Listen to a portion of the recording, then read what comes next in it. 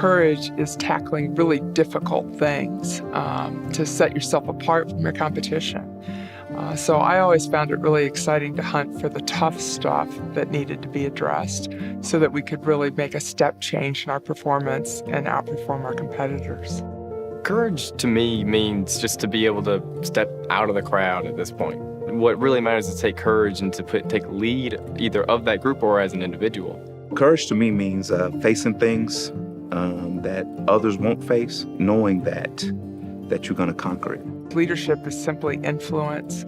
And the reason I like that definition is it means that all of us are leaders in every single role, in our families, our community, and in our workplace. It is a responsibility, a stewardship. To be able to help people without wanting anything in return is the way that I do things. That's the way that I see leadership. That's how it should be done. A lot of people say, oh, I'm a leader. They just want to be out front. But when you look behind them, who's following? You know, being a leader is making the whole group better. If you're not making everybody better, you're not an effective leader. For leaders that are taking people to a daring destination, I think today the most overlooked thing is preparation. And preparation's largely done in quiet time. Confidence and courage goes together. And that gives you confidence to go ahead and jump into a fight. That's with anything. That's with football, whatsoever. You just don't put on gear and show up on Sunday afternoon and play a game. There's meetings, there's practice, there's lifting, there's eating. And then your confidence grows. And then now you become courageous because now you're about to face that 300-pound giant in front of you. And you got to get out and find a way to defeat him. To be able to find courage, for a project that you want to do, you have to find your vision first. I was nervous about Marching Out Hunger. If you find your vision and you see where that your project or your goal will take you, and you fully believe that you can do that, and you fully understand that, then that's all, that courage will just fill you up from your own. And then you can stand against anything, any challenge, any obstacle. As long as you believe in what you're gonna do is the right thing, then you can do it. In my life, courage has come from difficult times. I always call them trials and tribulations. Success doesn't teach you very much, but a few good trials really shape you up for the future. So most of my courage comes from the fact that I've been fired from a job. I've adopted a child that had lots of difficulties, and I've recovered from breast cancer. And in the process of facing those challenges, I learned a lot about myself. I learned to trust my God in facing difficult circumstances, and I learned to pick up myself and start afresh with new energy and not belabor the past or a failure in the past. So for me, I often recommend failure to people, or certainly difficult experiences, because that's where we grow most and prepare to be our most courageous self.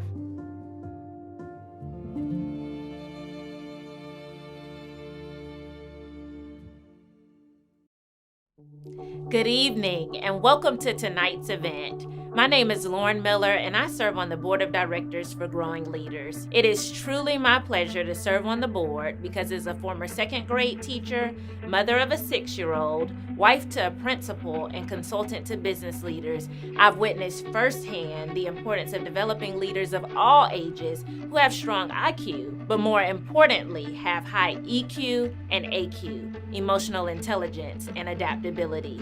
The current pandemic that we are in only underscores the need for these two traits. Growing Leaders helps to meet these needs by equipping future leaders with the social-emotional skills that will enable them to thrive and solve real-world problems. We are truly excited to have you join us for Growing Leaders' very first celebration of courageous leaders. While we desired to be able to have this event in person, we hope that you can understand our need to shift to a virtual event given where we are with COVID-19. Tonight, Tim will be interviewing two of our honorees who are undoubtedly courageous leaders, Cheryl Batchelder and Terrence Mathis. We will then get to hear from our student honoree, Nathan Jones. I'll turn it over now to Aaron James, our Director of Philanthropy, to share a bit about our topic for the evening. Thank you, Lauren.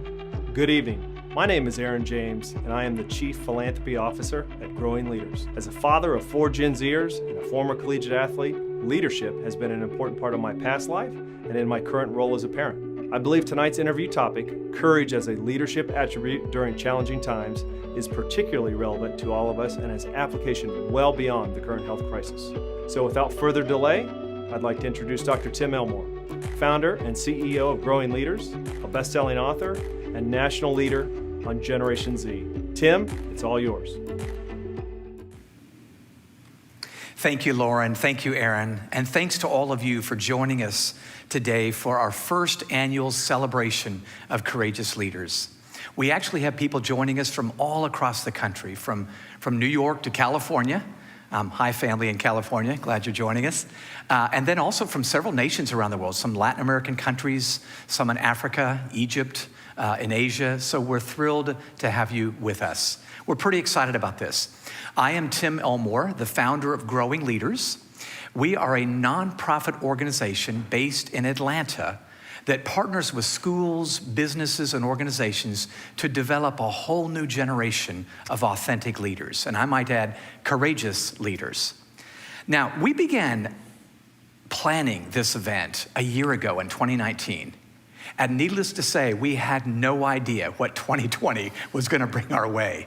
A pandemic that sent us all home in a quarantine, a pandemic that took away millions of jobs across the country and around the world, and that several lost their lives.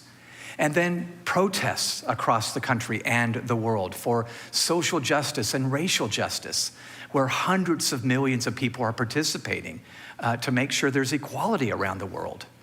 And then, of course, an economic recession that we're gonna have to recover from when we all go back to this new normal that everybody's talking about, but none of us really know what it is. Who knows what new normal really is? So before we get started, I hope you don't mind joining me for just a moment of silence, just to reflect for a moment. If you're a person of faith, this might be a great moment just to pray for our nation, for our world. If you're not, maybe just a good moment to reflect for a minute on where the world is and what we need to make it better. Would you just join for a moment of silence? Thanks.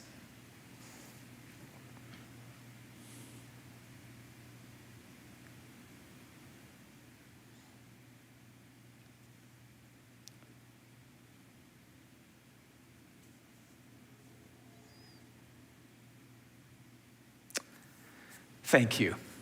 I really am excited for you to meet these two people that are seated to my left, to your right. This is all built off the foundation that I believe, more than when we first started planning this evening, what our world needs most right now are courageous human beings that are willing to stand for what is right, for what needs to be done, to really help our world recover and become the best version of itself. So let me introduce our guest. I have seated next to me Cheryl Batchelder, the former CEO of Popeyes Louisiana Kitchen. Love that chicken from Popeyes. I know that's kind of cheesy.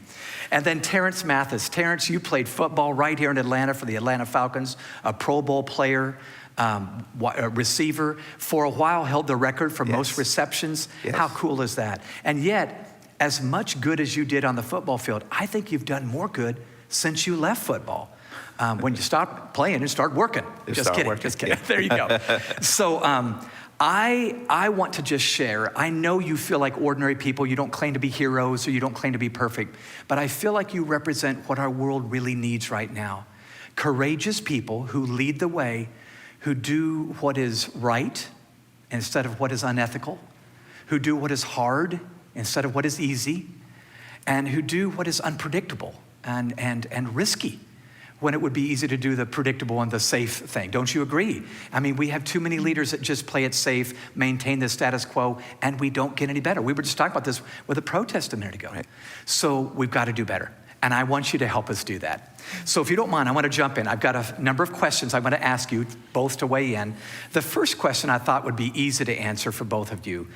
Who was the first courageous leader you recall in your life, and what impact did they have on your life? Cheryl, can I start with you? Oh, sure. That's easy for me. The bravest person I met in my life was my grandmother. She, at 9, lost her mother, raised her brothers, fed the family for her father every night, married at 19 and partnered with my grandfather to run a dairy farm. And out of that, I had the opportunity to witness her work ethic, her love of family, the faith that she built in and stewarded to her children, and just the grace. I look back on, the way she served Sunday dinner to her guests. I think it's probably why I fell in love with the restaurant business. It just was a wonderful example of what hospitable, neighborly behavior was. And so she was one of the single largest influences on who I became as a person. When I was afraid, I sang the same hymns that she sung. When I was trying something scary, I would remember all the encouraging words she said. A strong person in your life like that gives you the support you need to be a courageous leader. Yeah, and a model to follow. I mean, I love the fact that it wasn't some famous person. It was your grandmother, who was a woman, which is kind of cool. And a working woman. And a working woman back in the day. Right. And you got to see, this is what it could look like for me today. And how cool that you still look back to that model, even as a grown woman. That's fun. Think of her almost every day. Wow, that's amazing. Terrence, same question. Who was the first courageous person you said, that's a person with courage? My mother, of course. Your mother. Our stories are sort of similar. I watched my mother. She married. She had 2 kids at age 19. I had an older sister. Also, my father died when she was 19, and I was 6 months old. She was, she had her family around her to support her. But if you would know my mom, she's one of those that really didn't ask for help. I'm a believe in God. I'm a believe in the strength that He gives me, and I'm gonna do this.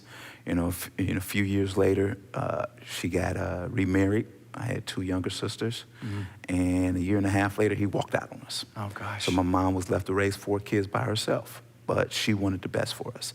So she put us in environments where we can excel. We weren't supposed to be in certain environments because we couldn't afford it. But my mom worked 2 jobs at a time. Sometimes she would take on extras and have 3 jobs. I remember there was the sacrifice she made for us. When I was a senior in high school, I hear a knock on the door. I'm going. And I was left to raise, get my 2 younger sisters up. And make sure they wash up and brush their teeth and hair. I did hair. I did hair at that time. Dressed them and everything, put one on the school bus, took the other one to the babysitters, and then the next knock I hear was at night. I'm home. And, I didn't see my mom until the weekends when I was playing football or basketball, and she showed up to the games. And as I got older, and I realized the sacrifices she made for us to be successful. And I seen that it wasn't about her. It was about her children. And that's the way, that's instilled in me today. It's, once you have kids, it's not about you anymore. That's right. It's about them to make sure they have better than what you had when you grew up. And that's what was taught to us when we were younger. I love it. So both of your examples, I find this interesting. Courage started in the home, not out on a billboard or on TV or on the radio. And it was both people that had others in mind. I think courage, tell me if you think I'm right. I think courage surfaces quicker when it really isn't about ourselves. It's about, I gotta do this. I gotta do this for my kids. I gotta do this for my grandkids. Want to volley back on that at all? Would you agree that that's when courage? Oh, absolutely. It's about counting others more significant than yourselves and making it your mission to set them up for success. And that's not only courageous, but it's really rewarding. Your mother got to see huge success, Terrence, in you because of what she invested. And my grandmother still was puzzled at 98 at how all these grandkids turned out so good, But yes, it's about others. That's neat. Did your mom get to see you play? She did. She did. And wow. A funny story was she pushed me so hard. She didn't want me to be, feel sorry for myself. And she didn't want me to be like others and be in the streets whatsoever. So she was very, very hard on me and strict on me. And I remember this. I remember we were about to play the Saints. Oh, wow. And I had just watched Red Tails about the Tuskegee Airmen. And I was so proud of what they did, and I'm crying and all this stuff. So I called my mom on the phone, and I'm just crying. And first thing she said, "What's wrong? What's wrong? Who did it?" That's what moms say right away. And I said, "No." I said, "I just want to let you know that I love you, and I thank you for everything you have done for me." And I was about 28 years old at the time. And for the first time in 28 years, my mom said she was proud of me. Wow. And we both cried on the phone. And that's when I think she really realized that I did everything that I said I wanted to do. Yeah. You had a bit of a drill sergeant, didn't you, did. when she was growing Yeah, up? well, she wanted me to make sacrifices to be great. Yeah. Because she made sacrifices for us. And that's, with my family today, we make sacrifices for each other so we can have the best of each other. When you and I have talked about your mother, including the first time we had lunch, I remember you got emotional. Yeah. It's hard for you to think about that woman without thinking, man, what a leader she was. Right. And you could follow in a different path, but you're still following that courageous leader thing.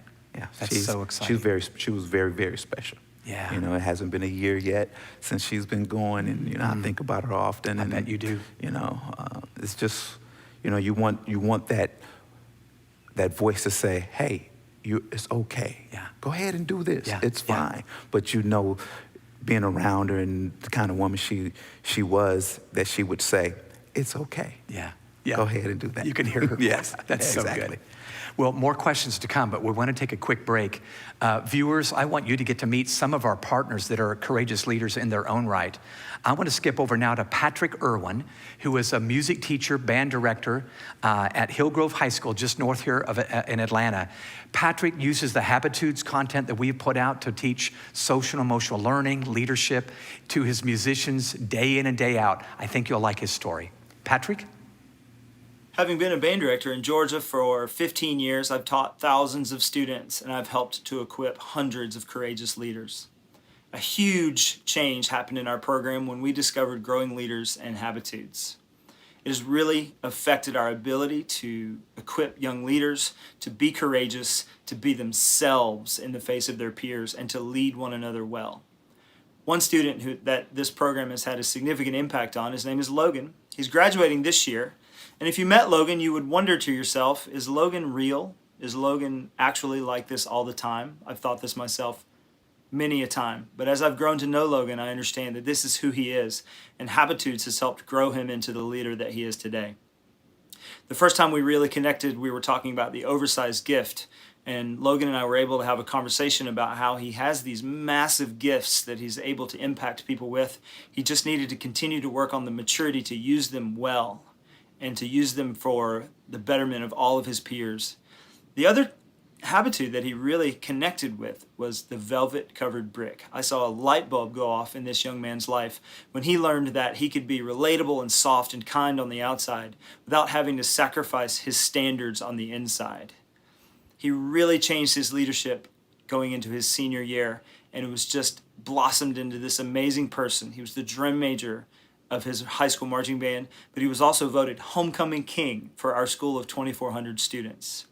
Personally, and to speak for Logan, we both owe an immense debt to Growing Leaders for developing this program and helping us train leaders who are courageous enough to be themselves in their high school environment and to lead one another well on a daily basis. Thank you, Growing Leaders. So I have a second question, the two of you, if you're up for it. What was the first indicator you received that you were going to need courageous leadership in your life? When were you forced to practice it yourself? You want to start, Terrence? I guess I was a young age, maybe 13 or so. It was a time where, I didn't know what direction I wanted to go. I was following. I wasn't really where I needed to be athletically at the time. I wanted to be, you wanted to be here, but you were here because you were afraid to step up and do something. And I remember a time that I was in 8th grade, and I would come home to my mom and say to her, "Oh, my coach won't play me. Don't do this and that." And then one time, it was the first time I really witnessed prayer. God answers prayer. And that's when my faith became strong because of the fact she said to me, when you go back to practice that next day, I need you to point one finger at that coach and one finger in the air and say, "In Jesus' name, you're going to play me." And how you laugh, that's the way I great. laughed. I was like, what? She said, when my mom said do something, I did it. Yeah, of She course said, you you did. better do it. So we got there, and we finally got a chance, and we were on a knee, and he was speaking, and I'm sitting in the back, and I was like, Yeah. in the name of Jesus, you're going to play me at quarterback. And we went 8-0, and I played quarterback. Oh, my goodness. So And you I said, played QB. there it is. Wow. And there it was. And I became more bolder, and How more about that? courageous about who I was and what I wanted to do and Yeah. how I was going to accomplish it. You had to go after it. You have to go after it. Interesting. So you Yes. started as a quarterback. Yes. When did you go to receiver? I was a freshman in college. Okay. Yes. I got recruited to college as a quarterback. Oh, my And then I gosh. got switched How about second game of the year. And Okay. I never looked back. There you go. Yeah. Better to receive than to give. No, I'm just kidding. Totally kidding. Cheryl, how about you? When was the first time you realized, man, I gotta exercise some courage myself? For me, it was more in the business world of realizing that people often saw risky assignments as the ones to run away from, as opposed to run towards. And I started to realize that if you take the risky assignment, it often was the best learning experience, the best opportunity to test new capability, best opportunity for step change and results. I mean, if something's really messed up, you can make it a lot better. The example I'd give you is unexpectedly, the company moved, when I worked for Nabisco, they moved our division from New Jersey to North Carolina. And everybody in the marketing department said, no, they're not going to go. Oh. And I went home, talked to my husband, and I said, well, what about us? Because this looks like an opportunity to me, not a risk. I really thought we could rebuild the company to be better than it had ever been. And so we packed up the car and the kids and moved south. Wow. And out of that, I personally, career-wise, learned how to assemble a new team, not just the ones you you didn't had. take many people Start with you. from scratch. I learned all kinds of new skills, learned a lot about innovation. And we created step change results with that team because we were fresh and motivated like a high performance athletic team would be. And so walking towards risk was ended up being a characteristic of my career because I did turnarounds the rest of my life. Wow. So let me double click on that. It sounds like you said you'd run toward maybe a courageous or risky area even before you had an answer. Would that be accurate? Well, today people tease me that I run into burning buildings because I take jobs other people don't want. Yeah. And that doesn't mean I'm always successful. Yeah, Quite right. the contrary. But the willingness to run in that burning building and assemble a team and give it your best shot, I've found a lot of satisfaction and joy in teaching that skill to a team, right? I love that. That's a challenge. It's a challenge and it's rich challenges. in the learning. Yes. Cheryl, one thing I like about that, I like many things, but one thing for sure is I feel like we've got a wonderful population of kids in Generation Z that maybe have been conditioned to don't fail, don't make a mistake. In fact, if you're not going to do it right, don't even try because it's going to be posted on social media or something like that's going to happen. And you were modeling for your own kids, it sounds like, no, run into the burning building. Right. Who knows what might happen that could be wonderful rather than horrible. Do you mind Absolutely. volleying back on that a little bit? Because that's so counterintuitive. Well, I was asked very recently about this because the student asked me, how do you deal with the desire to be perfect, right? The high performance aspects. I always got to get A's, right? Well, I was exactly that kid. Wow. Had straight A's all the way through high school and college. And I found out quick that B+ is actually better for leadership than A's. Because it's part of laying down yourself and all those expectations that keep you from taking the opportunity to stretch and to grow and to learn. When we get to talking about adversity today, I mean, I've had plenty of adversity. Yeah, you have. And I wanted my kids to know that lesson too in life, right? So in the opening video, you talked about being fired from a job. That was a high-level job. Surviving breast cancer. You don't have to say anything you don't want to, but those were big curveballs thrown at you. You didn't run to it. It ran towards you.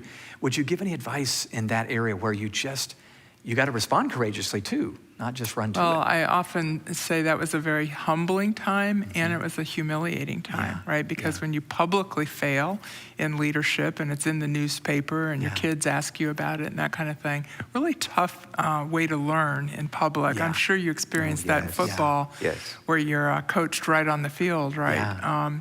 And so I would tell you, though, that the greatest lessons of my leadership life came out of diagnosing that experience, reflecting on it. Actually, the firing and the breast cancer came at the same time. It was a lot to absorb. But you know that sometimes life throws a lot at you all at once. And the question is, can you take it in, discern the lessons, and put those lessons, most importantly, back to work. Get back on the field. My dad used to say, shake the dust off your feet, Yeah. move on, get back on the field and put it to work. I never would have been successful at Popeyes if I hadn't failed at KFC. Wouldn't have happened. Wow. Terrence, I want to go back to the same question. You did your job with 50,000 people watching. I dare not try anything. How did you cope with that and say, I'm still going to do the courageous thing when people are watching, critiquing, armchair quarterbacks on Monday morning? What would you say? Well, you got to have some type of adversity or failure in your life where you bounce back from, and then none of that matters because you've been through adversity, and you just go out and do your job, and if anything else happens, you know how to deal with it. I had a situation. I was a junior in college, and I was a third-team All-American, and I flunked out. I had to go to junior college to get back into school.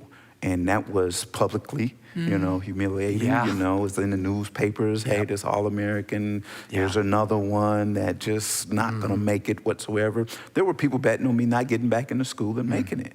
I did everything I had to do possible to get it done. And I got back into school and became a consensus All-American, broke numerous records whatsoever, got drafted by the Jets, and played 13 years in the NFL. How about that? During that time, you had adversity, playing in New York for 4 years. Yeah. If you can survive that, you play anywhere.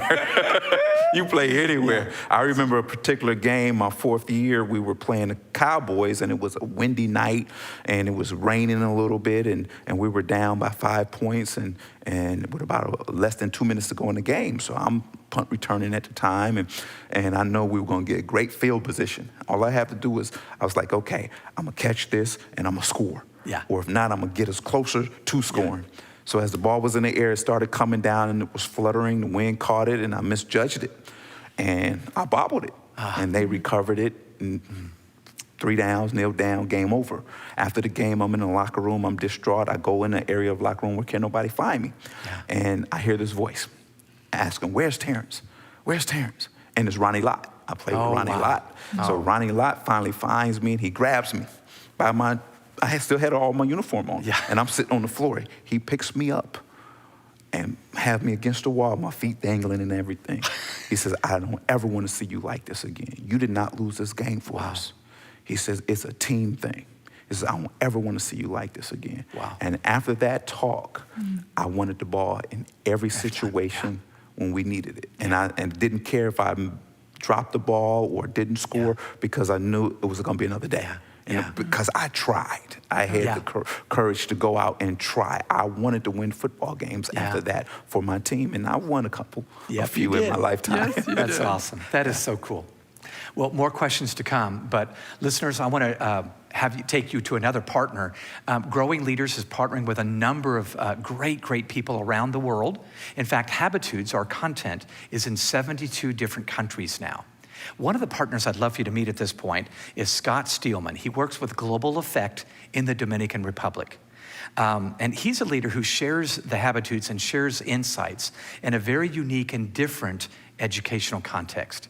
Enjoy this. Scott? Hello, my name is Scott Steelman. I am founder and president of Global Effect. And we're excited about our partnership with Growing Leaders. Now it's equipping young people of the Dominican Republic to have the courage to change their culture in a very positive way.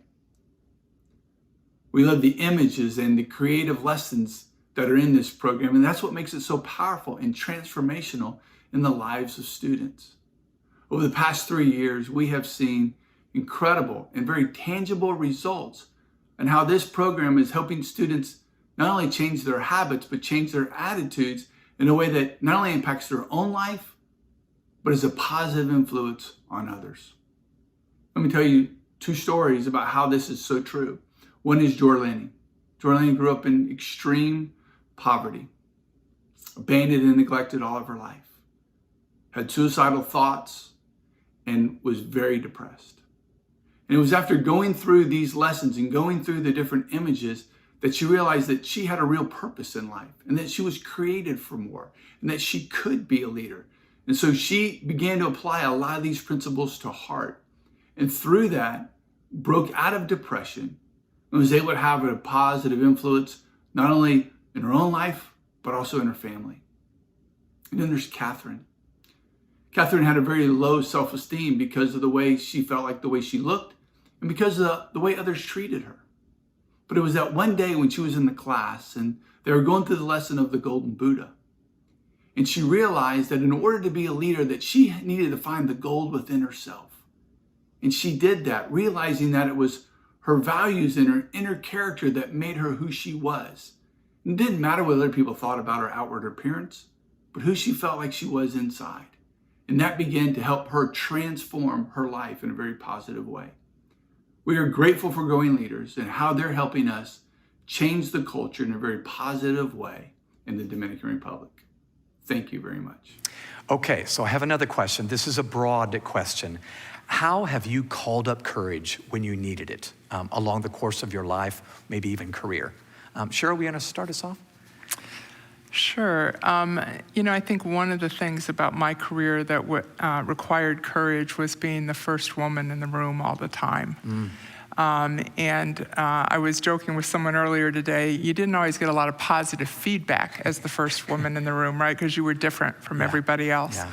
And so I think out of that, I learned that I had to figure out why I was in the room and be less susceptible to all the feedback coming from different directions. And I became a person, I talk a lot about purpose and principles. Why are you coming to this opportunity?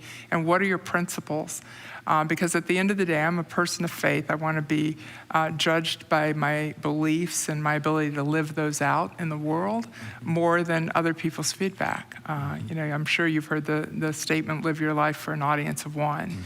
So about 20 years ago, I crafted a purpose for why I go to work every day. I don't need to tell everybody that purpose, right? But I need to live it. And then I crafted the principles that I wanted people to literally say they had seen in my lifetime, kind of like Stephen Covey asked us to write our own eulogies. And I teach that to young people a lot because it sounds a little creepy to go all the way to the end. But it really forces you to think about your actions. And I would get questioned all the time, like at Popeyes, people would always say, do you really think your life work is selling fried chicken? Is that, what gets you up in the morning? And I said, I hardly ever think about that. Now, we make fabulous fried chicken, but what I think about are the jobs we create, the entrepreneurs that come to this country. 40% of Popeyes franchisees were from other countries looking for an entrepreneur opportunity, the American dream, as we call it, right? Those were the things that I was psyched to participate in. And then to live my values, which today I would suggest takes a lot of courage. And I hope that young people listening are revving up for the courage to live what you believe, because that's what makes you a standout leader. Absolutely. Good. Terrence, same question. When have you conjured up courage, and how have you called it up? Well, just recently, 3 years ago, I was hired as the first African-American head coach in Forsyth County at Pinecrest Academy, and predominantly all-white school. And I had to stand in front of parents and these student athletes and tell them my vision and what I wanted to do. But, we talked about, leadership and courage and everything, but you prepare yourself for this moment. I've been preparing myself for this moment, and I did not see myself as the first African-American head coach. I didn't see them as individuals, white individuals or whatever it is. It was just people. And what I was trying to do is not only better myself in the situation, but better them. And it was when I interviewed for the job, it was funny. We were 45 minutes, an hour into the job, and I never talked about the football. How about that? I just talked about how we were going to grow men, how we're going to change the environment, how we're going to get these men out into their communities and society, into this world, and make a difference. Yeah. And Love it. you make sacrifices to do those things, and we didn't win a lot. But I know if I've changed one of those young men over those 3 years to come closer to Christ, we won. Yeah. And that was the purpose, pretty much. You figure that out after a while. You know, I'm a head coach, and we're going to go to the state championship and this and that. But God said, that's not your purpose. Yeah. This is your purpose. Control right the here. controllables. Yeah. This is your purpose. First of all, first purpose is, hey, bring these young men closer to Christ. And the second purpose was, and I didn't realize this until I walked away, and my wife had to remind me of this, is that for some of these young people was the first time they get to interact with an African-American man. Yeah. So how are you going to leave that impression on them? And I'm pleased to say from a lot of parents that I got positive feedback, and they still tell me how they're thankful that I was a part of their lives. So that purpose was met. Wow, that's exciting. So I have another question, but we're going to take another quick break so our listeners and viewers can be tuned into another partner. You're going to enjoy this story. Diane Cotton is one of our partners. She's at Union Academy in Franklin, North Carolina. And I want you to see from her life and her students' lives how courage plays a role day in and day out. Diane? Our Habitudes lessons have provided our students with leadership skills that they've needed during the coronavirus shutdown. Life has definitely thrown some roadblocks in their way this year, but during our frequent conversations with them, we've talked about turning those roadblocks into toll booths. They have taken on the extra duties. In many of their jobs, they are fast food workers and they work in retail, and they have found themselves to be essential workers, taking extra time and extra hours on because many of their coworkers in our retirement town are in the compromised group. They have taken these on with the beauty of the leadership that they have learned, and I'm very proud of them for doing so. Some of them have become frustrated, and we've had to talk about big rocks and little rocks and what's more important and what's a little less important in their lives. And they have used those skills and flourished during this time. A few had to be reminded of the starving baker, where they could not put all their efforts and their energies into helping others, but had to take care of themselves a little bit too. So overall, Habitudes has changed their lives in this pandemic and in this time when they had to work hard to overcome. And I'm very proud of them. So one more question. This is the biggie, worth $64,000, mind you. Just kidding. I think the listeners and viewers today are probably hearing you both talk and say, that's kind of inspiring. That's the person I want to be. What advice would you give to the everyday people tuned in on how they can practice courage just day in and day out? No glitz, no spotlight, no television camera, but how do I practice courage day in and day out? Faith. Okay. Your faith got to be bigger than any fear that you encounter. Okay. You know, you got to get in the Word. What does God say about all this? What does God say about this situation whatsoever? It's your faith. And then you got to step out there boldly. Yeah. You know, it's so funny because when I speak sometimes, and I speak of my Lord and Savior Jesus Christ, and I'm not afraid to speak that because, you know, once I speak that and allow that to come out my mouth, he sets the table for everything that's going to happen. Interesting. Because it says, in the Bible says, if you deny me amongst man, I'm going to deny you amongst my Father in front of it. So I can't afford that to happen. Yeah. So, you know, my faith is bigger than any fear that I face. Interesting. And then the thing is, one other thing is that you have to set goals in life. Yes. You have to set a plan. You can't just wake up and say, what I'm going to do today? Or it's almost like, where do I want to be in the next 10 years? And how do I get there? Yeah. And that's the thing. And my mom has always said something to me, and it resonates. And when people think it's funny at the time, but it's true. She says to me, she says, I want you to set goals in life that it looks so far out of this world to everybody else, and there's no way possible you're gonna achieve these. Yeah. But I want you to set these goals so high, so if you fall short, you'll still be among stars. Yeah, love it. And love I that. use that, and I use that with my kids. Try to be the best that you Yeah, can be, yeah. and don't worry about what people think, the sacrifices you have to make to get there, because if you fall short, you're gonna still be amongst the greatest. Yeah, love it.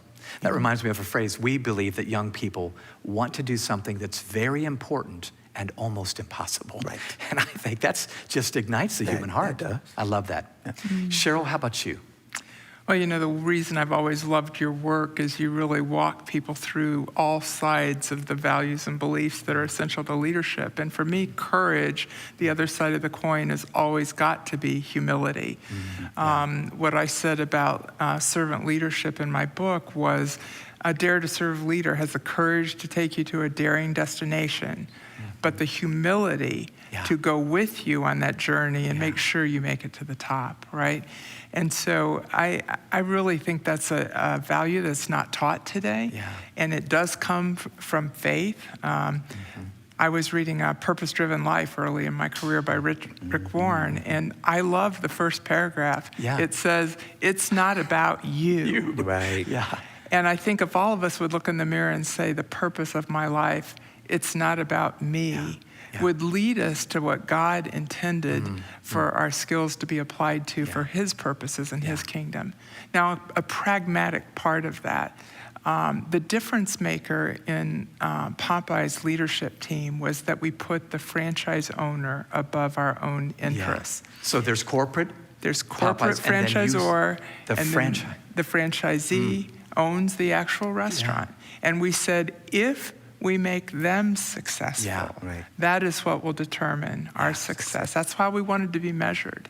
And at the end of the day, the business grew fast and furious because we measured what made the franchise owner successful. And that's just a practical application of putting someone else before your own interests. Yeah, but a very different report card than most corporations, I would think. Oh, we would tell our shareholders, talk to them. If they're satisfied and successful, then I think you will be too. And that was kind of the characteristic of our company that was very different than our competitors. Wow. So we're going to go in just a minute and meet our young Courageous Leader. But before we do, you are honorees this year of the 2020 Courageous Leader Award. So I want to give you an award. Terrence, I'm going to begin with you. I believe this is yours. Yes. So this is an axe. You know, our logo is two mountain climbers climbing a mountain. And the one at the top is helping the other up. So it's both service and climbing to the top. We believe there is no such thing as a half-hearted mountain climber. So there's your axe. Congratulations. Thanks for being a courageous leader. I appreciate And then it. Cheryl. Congratulations, Terrence. Thank you. Terrence, I'm going to need you to block for me as I come across. Can you block? I Totally got you. kidding. Get Totally everything kidding. out the way. Cheryl, this is not very feminine, but it's an axe. I love the analogy of mountain climbing. Yeah. Well, it's about Thank climbing you. to the top. So thank you for being with us. Thank you. Now, folks joining us, you're going to get inspired by a teen now. In fact, I love his story. We chose him very much on purpose, just like I did these two. Nathan Jones is a senior in high school at Hillgrove High School, and he went way beyond just making good grades in academics. He began a service project that turned into something really, really cool.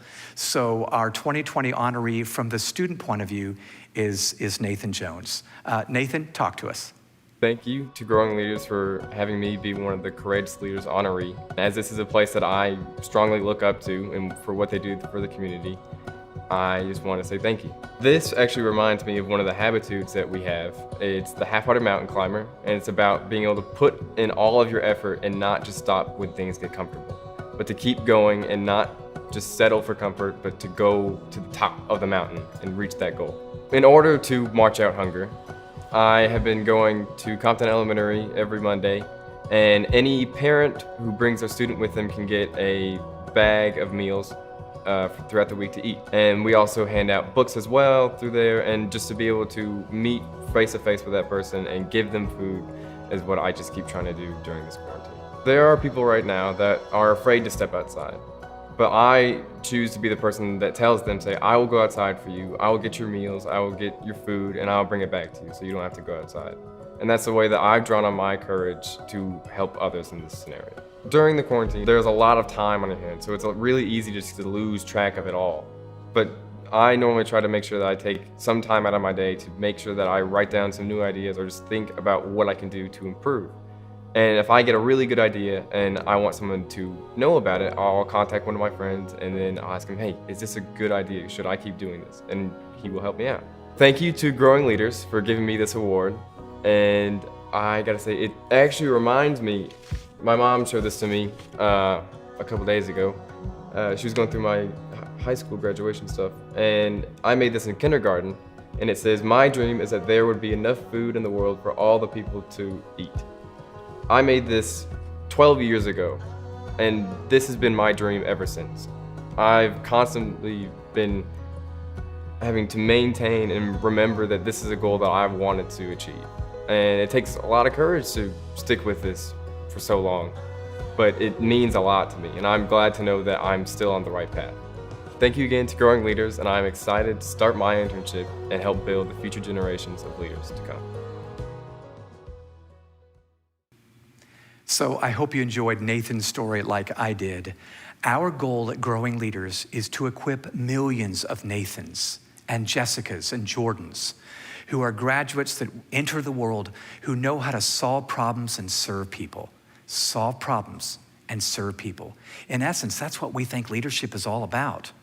And while at Growing Leaders, we completely believe in building academic skills, reading, writing, arithmetic are still important indeed. We believe the need of the hour is so much beyond just that. It's not against that, but they need life skills. Think about the world they're graduating into right now. Mental health issues are an issue even more so in a pandemic, and now they're graduating into an unknown economy. What we need is courage. What we need is EQ, not just IQ. And again, while I believe classroom experiences are very important, please hear me, I just don't know one employer that's asking about a GPA at a job interview. What they're asking is, can you communicate clearly? Do you listen well? Can you work on a team? Can you lead a team? Are you self-aware? And those are the kind of skills we're attempting to build in public schools, state universities, athletic teams, private schools, companies. And we'd love to have you join us and be a part in some way, shape, or form. If you agree with me, we need good academics, but we need much, much more than that. If you envision a world that's going to graduate kids that know how to solve problems, oh boy, do we have them, and serve people. They're everywhere, 7 billion of them on planet Earth right now. So let me give you just a quick example of the kind of student I'm talking about. You may have heard his story. His name is Liam. He's a college student that was sent home during the quarantine, like millions of college students were sent home. And Liam knew he could go home and finish his classwork and then maybe just veg in front of the video game and play it for several hours a day, or he could do something a little more redemptive. Liam's mom suggested that Liam maybe go visit Carol. Carol is an 85-year-old woman who lives not far away in New York, who was just scared to even go out of her home to go grocery shopping. So she was needing groceries and too scared to go out. She didn't want to get infected as a vulnerable person to COVID-19. So Liam goes over to visit. He gets her grocery list. And I love this. This 20-year-old student gets down to the market. I've seen pictures of this guy picking out heads of lettuce and tomatoes and oranges and so forth. He brings back, with gloves on, the groceries, sets them at her front door. He offers her a virtual hug. He interacts with her. She's smiling. But as he's walking away, he starts thinking to himself, I wonder how many other Carols are out there. Well, there's loads of Carols. And we discovered how many shut-ins were needing help. Liam just takes it upon himself, not just to do it again, but to recruit others. Liam started an organization called Invisible Hands. He recruited 3,500 other young influencers like him that even right now as we speak are sharing and serving people, solving problems and serving people. That's what we believe the need of the hour is. So my hope is that you agree and that you'd like to be a part of this. So this habitudes content that I've been talking about, let me take 1 minute and just explain what it is. It's different in that it teaches timeless principles that we all know we're gonna need in life for our career, for a family, but it teaches it in a timely way. So timeless principles taught in a timely way. You see, habitudes are images that form leadership habits and attitudes. It's a way of teaching a principle with a picture. And I tell you, pictures beat lectures every day. Can I say it again? Pictures beat lectures every day. Would you not agree with that? Agree. So we start a conversation with an image because pictures are worth 1,000 words. There are now thousands of schools that are using it, and we're honored for that. Many of the schools are paying schools, but many of these schools and nonprofits don't have the funding. And I'm wondering, if you see this need, would you consider being a part of helping fund those underfunded schools? So we're teaching social and emotional learning. I believe the need of the hour. We're teaching morals and values and ethics in a timeless way, public schools too. And we're teaching leadership, life-giving, authentic leadership, which I believe is a great pair with academic skills. So they go out with hopefully a very strong IQ and hopefully a very high EQ at the same time. So again, it's clear we have the need for so many things, and I agree with so many causes. My wife and I give to so many causes. But tonight as we close out, without any obligation or any guilt, if you'd like to just think about this, I'm going to turn it over in just a moment to Aaron James, our Chief Philanthropic Officer, who will show and share with you how you could participate with us right now, either in a donation or time or energy, but we would love it if you consider it. Thank you very much. Aaron, take it away. Thanks, Tim, and congratulations to each of our honorees. In order for every young person to be prepared to address the global challenges ahead, the development of their social emotional literacy is vital. Learning skills like empathy, compassion, discipline, grit, and self-awareness will help shape their decision-making both in success and adversity. To date, Growing Leaders has impacted over 10,000 educators and 550,000 students in 72 countries through our Habitudes curriculum, but we have more work to do and need your help. Please consider making a gift tonight to Growing Leaders in order for us to expand our reach across the country and around the globe. Text Give Courage to 44321 or online at growingleaders.com/makeyourmark. In closing, thank you to Tim Elmore, our honorees, and our generous sponsors and team members who made tonight possible. As we've learned over the past few months, we are in this together. Thank you for joining us tonight and considering how you will leave your mark on the next generation.